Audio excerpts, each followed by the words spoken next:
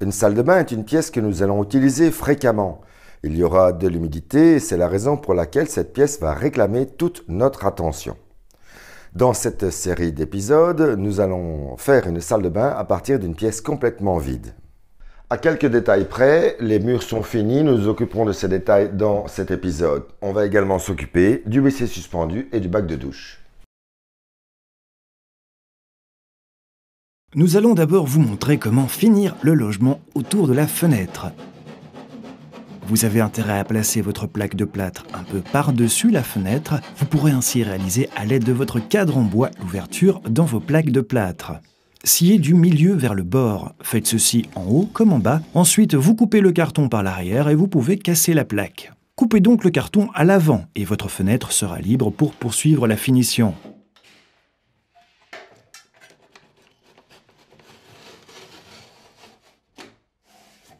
Pour combler utilement l'espace entre le carton-plâtre et les blocs de construction rapide, nous glissons encore un fin panneau d'isolation entre. Nous le fixons avec de la mousse PU. Prenez pour cela de la mousse à faible expansion et à forte adhérence.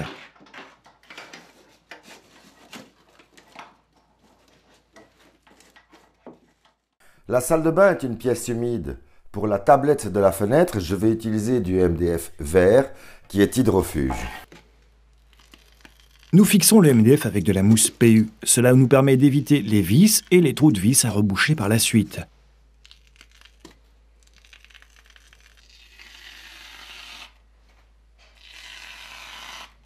Une fois l'appui de fenêtre en place, regardez s'il est bien de niveau et posez temporairement un peu de poids dessus. Ainsi, la mousse ne repoussera pas l'appui de fenêtre vers le haut.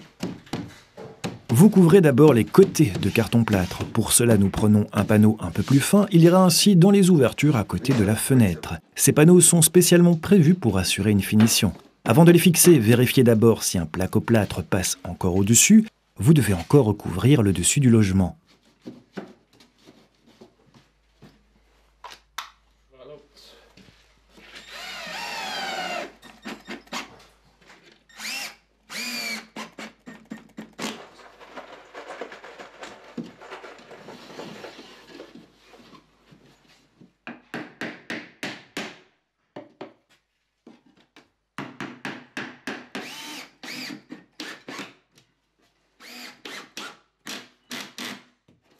Pour éviter les fissures dans les coins, vous avez intérêt à coller encore un bout de toile d'armature. Nous couvrons à nouveau les coins avec la bande de coin. Ces bandes conviennent pour les angles intérieurs comme extérieurs. La pose est identique. Vous appliquez d'abord une couche de filler dans laquelle vous posez ensuite la bande de coin.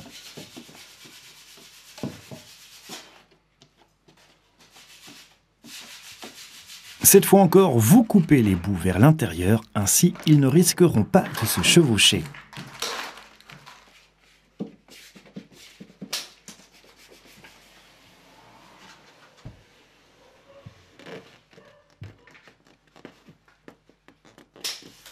Éliminez l'excédent de produit sous la bande.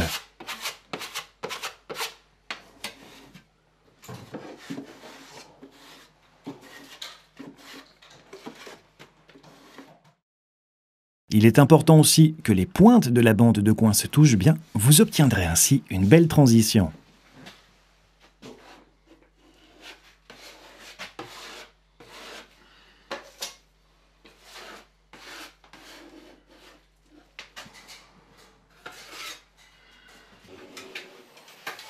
Une fois le filler complètement sec, vous pouvez appliquer une couche de finisher. Appliquez-le transversalement sur la bande et lissez-le. Lorsqu'il est sec, vous pouvez encore finir le tout avec une deuxième couche de finisher. Maintenant que la fenêtre est finie, nous nous attaquons au sanitaire. Nous allons d'abord placer le réservoir de chasse du WC encastré. Le kit du WC encastré contient quasiment tout ce qu'il vous faut. Vous avez juste besoin de clés à écrou et d'une perceuse. Pour accorder le petit robinet, vous utilisez aussi du fil d'étanchement. Nous recouvrirons le WC de MDF que nous fixerons avec de la colle polymère et des vis. Vous réglez d'abord la hauteur du WC en suivant les consignes du fabricant ou selon le trait de niveau. On peut régler la hauteur du support grâce au boulon qui se trouve en bas du kit d'installation. Vous les desserrez d'abord. Vous pouvez ainsi adapter Et après avoir vérifié avec un mètre, vous complétez ensuite le montage du réservoir de chasse au-dessus. Vous fixez le 7 pour fixer le WC au mur. Placez le WC à un moment à l'endroit où vous comptez le monter. Vous pourrez ainsi déjà déterminer la longueur du coude fourni. Mesurez pour cela du dessous du manchon où il sera placé jusqu'au collier du WC. Si nécessaire, vous raccourcissez un peu le coude.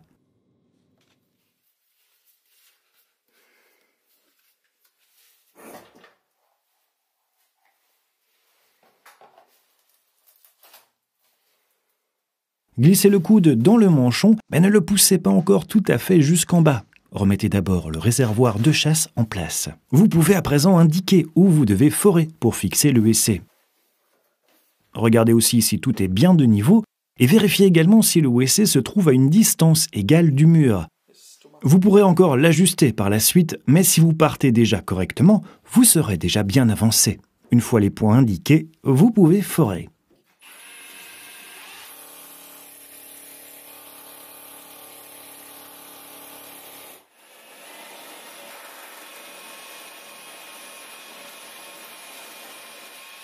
Si vous disposez de 2 types de tampons dans votre kit, utilisez ceux sans collet pour fixer le WC dans le sol. Il reposera ainsi bien sur le sol et non sur le collet du tampon.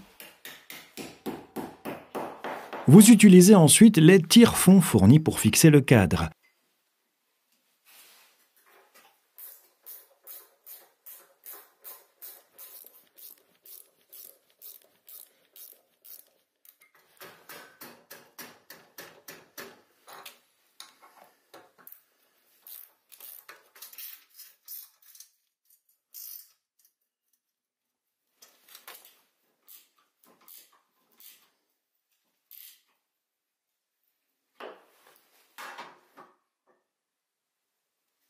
Vous pouvez à présent placer les tiges filetées dans la fixation et les fixer en cliquant le collier. le kit d'installation est maintenant bien placé. Il faut encore vérifier s'il est à niveau et surtout d'aplomb. Pour ce faire, on utilise les vis qui se trouvent à l'avant et un tournevis. Une fois le cadre parfaitement de niveau, vous pouvez placer les bagues d'arrêt dessus. Vous les cliquez par-dessus et tournez alors jusqu'aux 2 extrémités.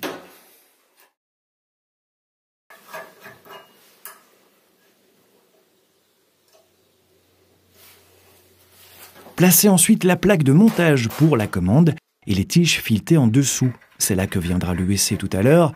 Glissez la protection en plastique au-dessus des tiges filetées afin de ne pas vous blesser si vous les heurtez. Puis fixez le coude du tuyau. Bien sûr, avant de monter le dernier élément, il faut faire 2 ouvertures qui vont contenir le tableau de commande, l'arrivée d'eau, l'évacuation et les 2 points de fixation. Vous pouvez ensuite recouvrir le WC encastré. Ici, nous utilisons du MDF contre lequel viendra encore par la suite un revêtement étanche. Notez donc où se trouvent les ouvertures. Puis vous reportez ces ouvertures sur votre panneau de MDF. Avec une scie sauteuse, vous pouvez les découper facilement.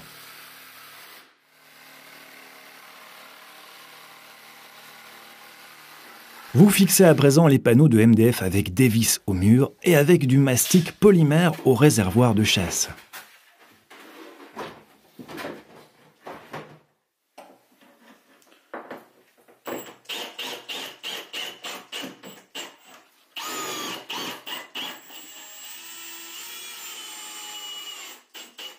Vous pouvez maintenant réaliser le raccordement pour l'eau de pluie. Pour cela, vous raccordez le robinet sur la conduite que vous avez prévue précédemment.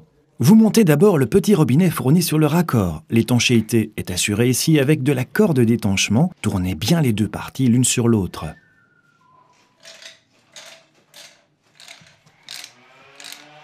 Coupez la conduite sur mesure et réalisez le raccord avec la conduite.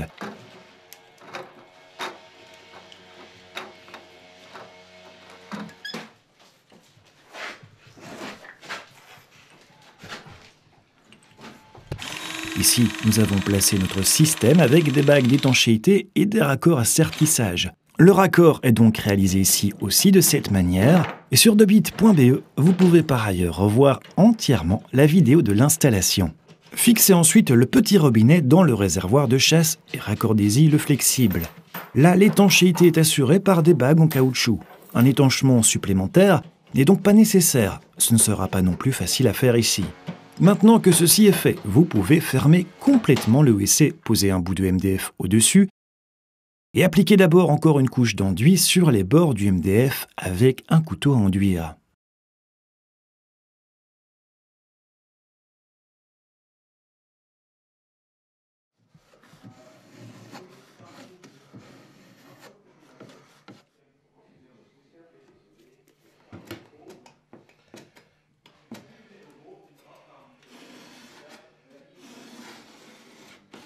Et tant que vous y êtes, appliquez directement aussi une couche d'enduit sur le bord visible de l'appui de fenêtre.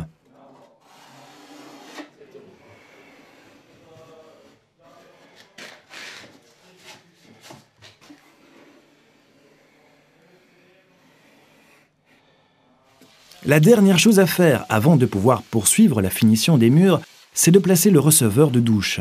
La finition de mur reposera en effet par la suite sur le receveur de douche. De l'eau risquera ainsi moins de s'infiltrer par derrière. Le receveur de douche est placé sur un cadre. Nous allons également placer le siphon, préparer aussi quelques clés, du lubrifiant, quelques coudes et conduite en PVC. Pour couper la conduite sur mesure, vous pouvez utiliser une meuleuse d'angle. Dans une salle de bain moderne, on va toujours essayer de faire affleurer le bac de douche avec le revêtement de sol que l'on va placer également. Pour ce faire, j'ai un support de bac de douche et des pieds qui me permettent de bien régler la hauteur. Vous vissez les pieds en dessous dans le cadre. Pour savoir à quelle profondeur les enfoncer, vous pouvez mesurer la hauteur de votre niveau de sol par rapport au béton. Déduisez ensuite la profondeur de votre receveur de douche. Vissez à présent tous les pieds et mettez le receveur en place.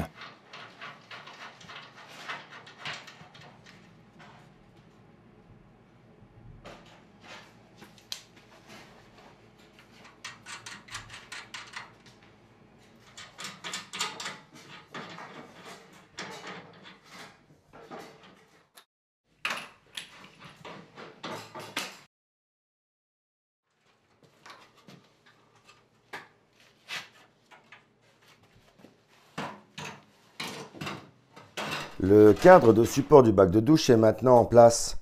Avec ce bac de douche, vous recevez un gabarit qui correspond à l'exacte hauteur, la mesure du bac de douche. Je le pose sur le côté du cadre et je le fais correspondre avec la sous-couche et le revêtement. Cela doit être parfaitement égal. Sinon, je peux régler le cadre.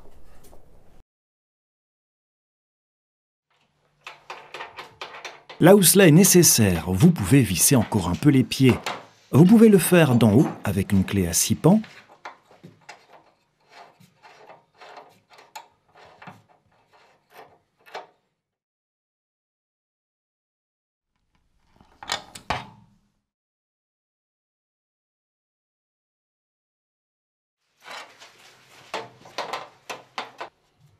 Une fois qu'ils sont en place, vous serrez l'écrou jusque contre le cadre et vous serrez également l'écrou d'arrêt.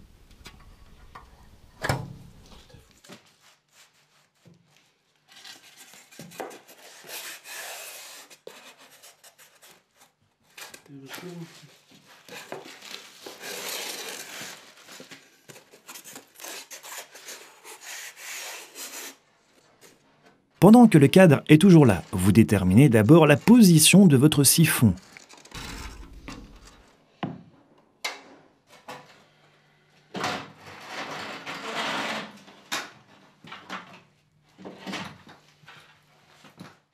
On va pouvoir maintenant s'occuper de l'évacuation. Pour cela, il faudra quelques coudes à 45 degrés et le siphon. Le siphon vient se fixer sur le cadre. Il permet d'empêcher la remontée des odeurs. Il y a également un kit qui va se fixer dans le bac de douche. Nous laissons un moment le set pour le receveur de douche. Raccordez alors un coude au siphon et avec un peu de lubrifiant, vous glissez facilement le tuyau avec un manchon en caoutchouc sur le siphon.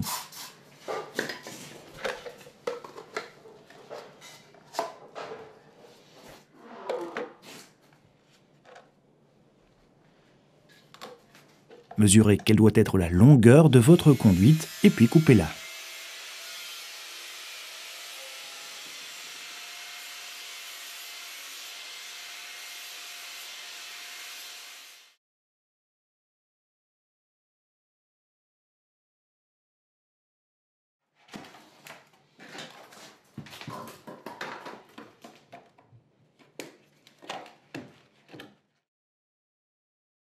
Dans ce cas, nous ne devrions pas connecter le fil de terre que nous avons tiré plus tôt. Le receveur de douche est en plastique et ne guide pas. Si vous avez un receveur de douche en métal, vous devrez le mettre à la terre. Il est donc préférable de préparer votre mise à la terre immédiatement. Et une fois le cadre remis en place, vous pouvez y fixer le siphon.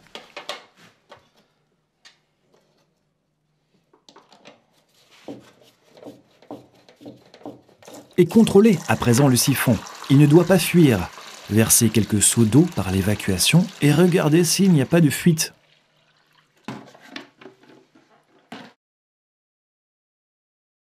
Votre cadre est alors placé et vous pouvez couvrir temporairement l'ouverture avec un bouchon. Pour placer le receveur de douche même dessus, nous allons attendre d'avoir peint. Nous éviterons ainsi les taches de peinture sur le receveur de douche.